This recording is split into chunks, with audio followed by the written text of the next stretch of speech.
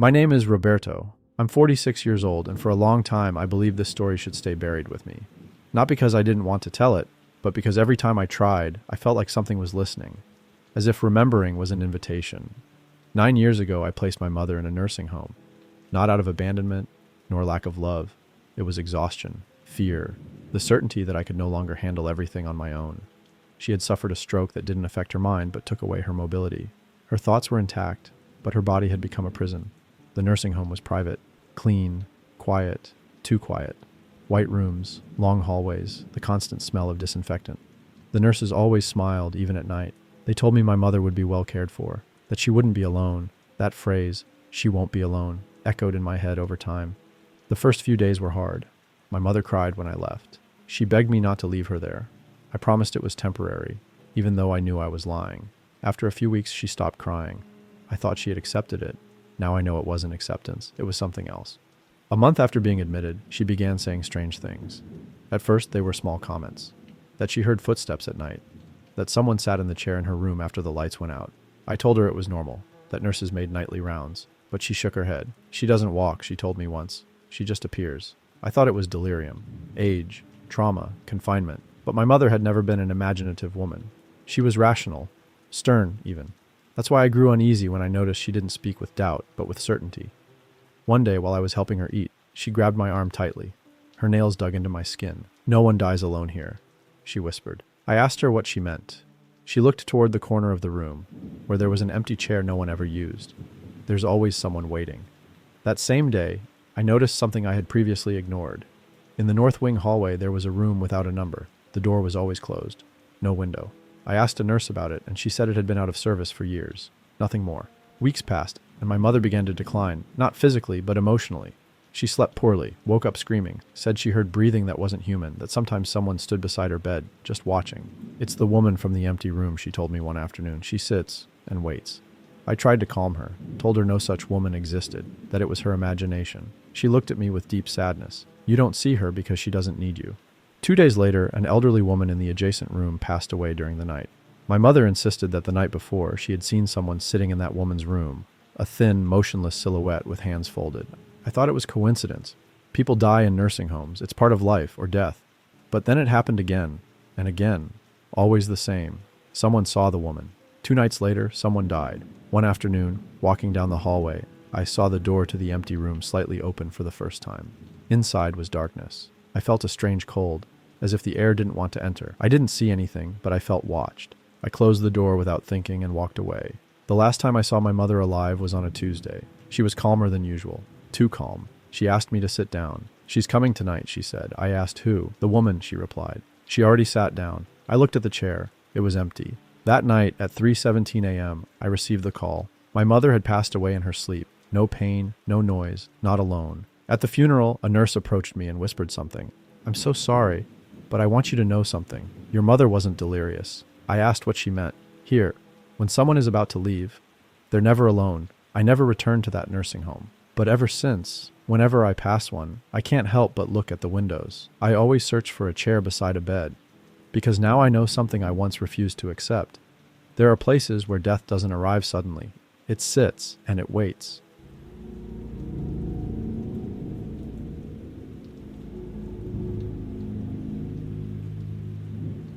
I'd rather not say my real name.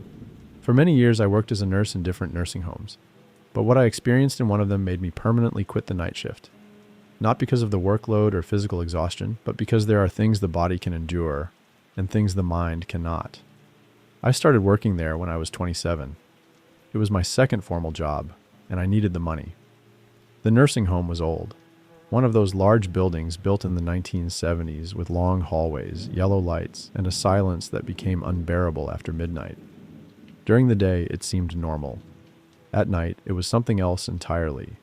Night shifts are always different. Sounds become louder. Every step, every cough, every creak feels closer. The elderly sleep, but they don't rest. Some talk in their sleep. Some cry. Others stare at the ceiling for hours. That's where I met Clara. Clara was 82 years old, completely lucid, but her body no longer responded. She couldn't walk, barely moved her arms. She was always in a good mood, always thankful. One of those people who worry more about others even while suffering. I often stayed a few extra minutes with her during rounds. We talked about simple things: her youth, her husband, recipes she could no longer cook. Sometimes she told me that hearing footsteps at night comforted her, because it meant someone was still there. The worst thing, she once told me, is feeling forgotten. Dying isn't as scary as that. As months passed, her health declined. She stopped eating well, slept more. Doctors said she didn't have much time left. She knew it. She never denied it. A week before she died, she began saying strange things. She kept asking what time it was, even when little time had passed. She said she heard voices in the hallway when everything was silent. I explained that it was normal, that buildings make noise, that she might be dreaming. She smiled, but she wasn't convinced. "They're not noises," she said. "They're goodbyes." The night everything happened, I was alone in Clara's wing. My co-workers were resting in the infirmary. It was around 2:30 a.m. The hallway was dim, lit only by emergency lights. As I walked room to room, I saw someone at the far end of the hallway. It was a woman. She walked slowly, dragging her feet. She wore a light-colored gown. At first I wasn't scared. I thought she was a disoriented patient. But as she got closer, my stomach tightened. It was Clara. "What are you doing here?" I asked, concerned. "You shouldn't be out of your room." She looked at me and smiled. It wasn't her usual smile. It was peaceful. Too peaceful. "I came to say goodbye," she said. A chill ran through me. I told her I would take her back to her room. I reached out to help her, but she stepped back. "There's no need," she replied. "It doesn't weigh on me anymore." She turned and walked toward her room. I followed her immediately. When I entered, the bed was occupied. Clara was there, motionless, eyes closed. Dead. I stepped back, unable to breathe. I ran into the hallway, called my co-workers, activated protocol. The doctor confirmed the time of death. According to records, she had been dead for at least an hour. I didn't understand. I tried to explain what I had seen, but no one believed me. They thought I was tired, that my mind had played a trick on me. I wanted to believe that too, until I asked to review the security cameras. On the footage, the hallway was visible. I was there, walking, stopping, talking, alone. No one stood in front of me. For 14 minutes, I spoke to empty air, following something that didn't appear on camera. When I entered Clara's room, I was seen running out, pale. I was never the same after that. For weeks, I dreamed of her, not in a terrifying way. She just watched me. Sometimes she smiled. Sometimes she stood at the end of the hallway. I quit shortly after. Today, when people ask why I left night shifts, I always give the same answer. Some people don't leave when their bodies stop. And after that night, I'm no longer sure who truly walks those hallways at 3 in the morning.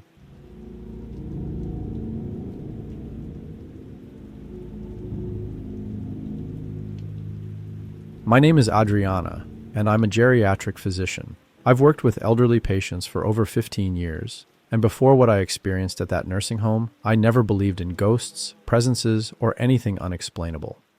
I always thought everything had a logical explanation, even if it wasn't immediately clear. That mindset sustained me for years, until it didn't. The nursing home wasn't old or gloomy. On the contrary, it was relatively new, modern, with strict protocols and well-trained staff. It had 2 floors and a special wing for critical patients. That's where I began working, covering mixed shifts, sometimes days, sometimes nights. From the first week, I noticed something odd. Everyone talked about a nurse named Elena, not fearfully, not strangely, just as if she had always been part of the team. Leave that to Elena. Elena already came by. Elena was here with Mr. Rahman last night. I didn't see her in person during the first few days, which seemed normal. In a large facility, you don't meet everyone immediately. But over time, it struck me as strange that no one knew exactly what shift she worked. The first time I saw her was one early morning. It was around 3 a.m. I was reviewing files at the nurse's station when I felt someone behind me. I turned, and there she was. She was tall, very thin, uncomfortably thin. Her skin was extremely pale, almost translucent under the fluorescent lights. She wore an old-style white uniform, different from the current ones, like those used decades ago. Her hair was perfectly tied back. Her expression was completely neutral. "Good evening, doctor," she said softly. I returned the greeting. I didn't feel fear, just an unease I couldn't explain. "Are you Elena?" I asked. She nodded slowly. "I'm going to check on the patients in the south wing." And she walked down the hallway, walked without making a sound. I didn't hear her footsteps, no fabric rustling, nothing. The next day, I asked administration about her. I requested her file to review a procedure they said she had done. The administrator searched the computer for several minutes. "There's no one here by that name," she said. "I thought it was a system error. Maybe she's registered under another name," I insisted. "Tall, very thin, pale skin, works nights." The woman frowned. "Doctor, we don't have anyone matching that description." From that day on, I paid closer attention. Patients began mentioning her more frequently. Some said she held their hand. Others said she sat beside them and didn't speak. But all agreed on something unsettling. They only saw her shortly before dying. The first case was Mr. Ramon. Stable, no serious symptoms. He died suddenly overnight. Before that, he told a nurse. Nurse Elena already came. I can rest now. 2 nights later, a woman in the same wing said the exact same thing. The nurse held my hand. She died that same night. A constant weight settled on my chest. Something was wrong. One night, I decided to follow her. I saw her leave a room and walk down the central hallway. I followed at a distance. Her silhouette seemed to stretch with the shadows. When she reached the end of the hall, she stopped in front of an empty room. She entered. I ran after her. The room was completely empty. No open windows, no alternate exits, no one there. The air was freezing. That same week, I formally requested access to the nursing home's old records, contracts, payrolls, archived files. After hours of searching, I found something. A nurse named Elena had worked there over 20 years ago. She died in that same nursing home during a night shift. A sudden heart attack, alone, in the hallway. The uniform patients described matched exactly the one from that era. The last time I saw her was outside the room of a terminal patient. She looked at me. For the first time, she smiled. "They don't leave alone," she said. "Never. I resigned the next day. To this day, when someone dies peacefully, without fear, I can't help but wonder who was there, holding their hand when no one else could see."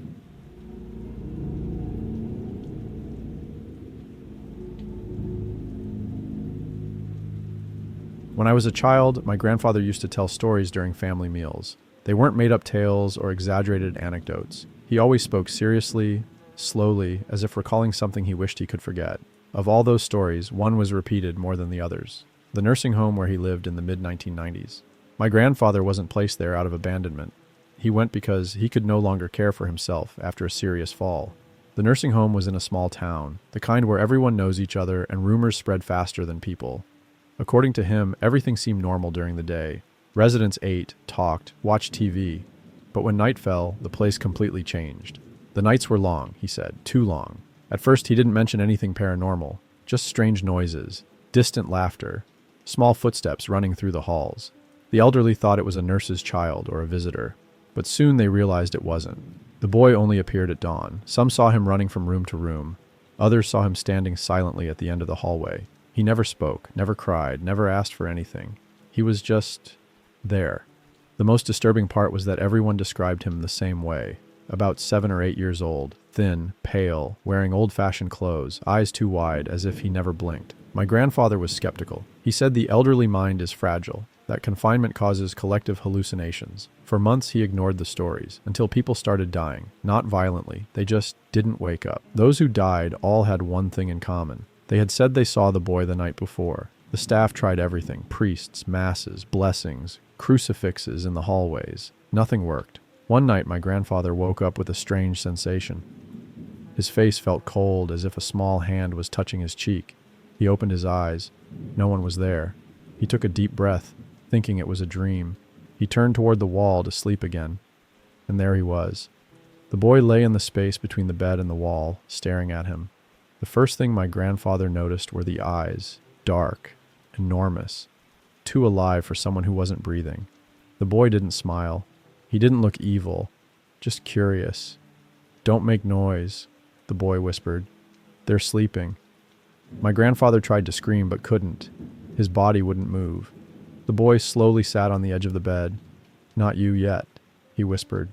Then the sensation vanished. My grandfather could move again. He jumped out of bed and ran from the room. He spent the rest of the night in the chapel, praying. From that day on, he never slept with the lights off again. Months later, the nursing home began to empty. Families removed relatives. Staff quit. No one wanted to work nights. Eventually, it closed without explanation. Years later, the land was sold. The building demolished. A large store was built in its place. Everything seemed forgotten, until rumors returned. Employees said that when closing late, they heard small footsteps running through the aisles. Sometimes children's laughter echoed in the bathrooms. Cameras showed nothing, but the sounds were there. My grandfather died many years later, at home. In his final days, he mentioned the boy again. "He's still there," he said. "He never left. That store is still open today. And though no one speaks publicly about it, new employees rarely last long on the night shift. They say they can't handle the feeling of being watched. I don't know if the boy was a spirit, a warning, or something that fed on fear. I only know that some places don't let the past go. It stays, watching, waiting.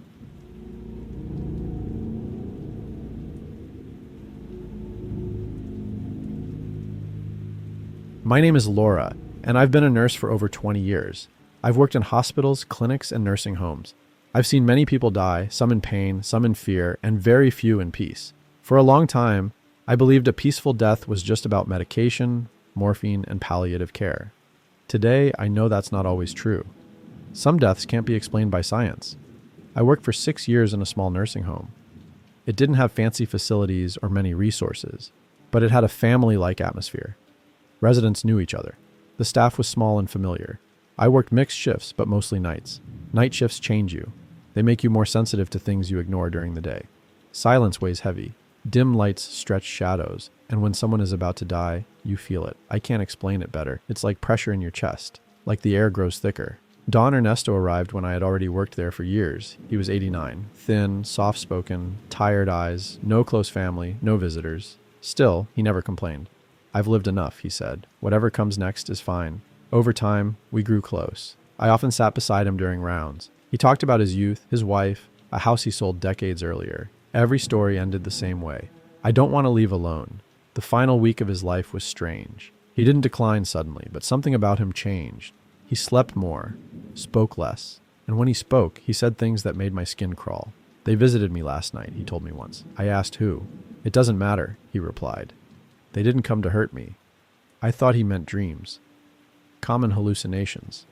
But that night, as I left his room, I felt something strange in the hallway, like there were more people than I could see. The night he died, I was alone with him. It was around 2:40 a.m. The nursing home was completely silent. Don Ernesto struggled to breathe, but didn't seem in pain. I held his hand. "I'm here," I said. "You're not alone." He looked at me with a serenity I had never seen. "I know," he replied, "but you're not the only one." A chill ran down my spine. "What do you mean?" I asked, trying to stay calm. He turned his head slightly toward the hallway, beyond the half-open door. "They've arrived," he whispered. "The ones who don't hurt." Then his breathing stopped. I checked vital signs. Nothing. Don Ernesto had died. But the strangest part wasn't his death. It was what happened after. As I left the room to call the doctor, I saw something at the end of the hallway. 3 tall, dark silhouettes, motionless, faceless, neither male nor female, just watching. I blinked. Thought I was exhausted. I looked again. They were still there. I didn't feel fear. I felt calm, a deep, strange calm, almost comforting, as if those presences weren't evil, as if their only purpose was to accompany. I took a step toward them. The lights flickered. The silhouettes vanished. The rest of the night passed without incident. Reports were written. Calls were made. Everything continued as usual. But I was no longer the same. In the following months, I noticed a pattern. Those who died in fear screamed, fought, left alone. Those who died in peace always said something first. They came for me. "I'm not alone. I can rest now." And afterward, I always felt that same presence in the hallways. I never saw them clearly again. I only felt them. I resigned a year later, not because I was afraid, but because I realized I wasn't ready to keep witnessing farewells no one else could see. Today, when people ask if I believe in the supernatural, I don't talk about ghosts or shadows. I talk about companions, presences that appear when no one else can be there. Because after all these years, I learned one thing. Some people don't leave alone. Someone comes for them, and not everyone can see it. With that, thank you sincerely for staying until the end of this video. If these stories kept you company through the night, made you reflect, or left you with that unsettling feeling that only true horror can create, consider leaving a like. Comment which story impacted you the most, and subscribe to the channel so I can continue bringing you more stories like these. Thank you for listening, and have a very good night.